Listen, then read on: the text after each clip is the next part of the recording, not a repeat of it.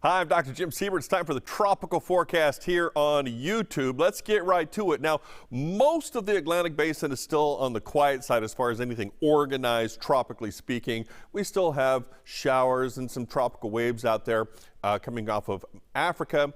Nothing that looks like it's going to have any chance to become anything.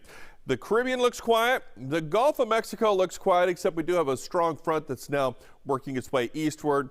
We're not expecting any lows to form off the edge of that frontal boundary.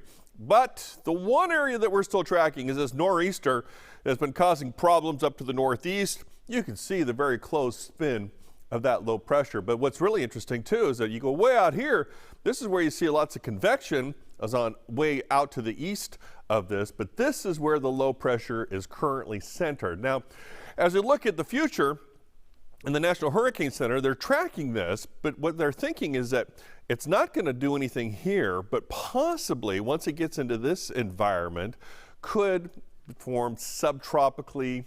Doesn't look like it's going to become anything tropical in nature, but as we come a little bit closer, this is where it has now a 30% chance. So they've dropped the chances of organization down even more. So the low is here.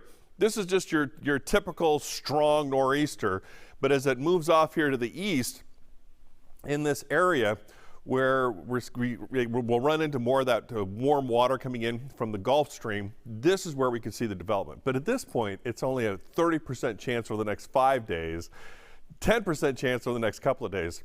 And even then, we're talking about most likely becoming a subtropical system as it then continues to move away from the U.S. And the key there is that, yes, as the nor'easter moves off to the east, if it does organize any stronger, it will be moving away from the U.S., not coming closer to it at this point. So then the question is, will they name it or not? So we'll have to wait and see. But at this point, we only have one name left on the list.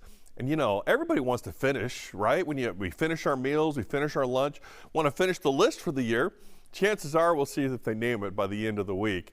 Whether it's subtropical or tropical, if winds get over 34 miles per hour, get into the 30s to near 40 miles per hour, which, by the way, the winds are already about that strong anyway with this nor'easter, then most likely they will name it. So that's what's going on for right now. We'll continue to monitor what's happening on the east coast, northeast coast. It's going to move away, and the rest of the Atlantic Sea basin continues to remain quiet, which is always a good thing. We'll see you next time.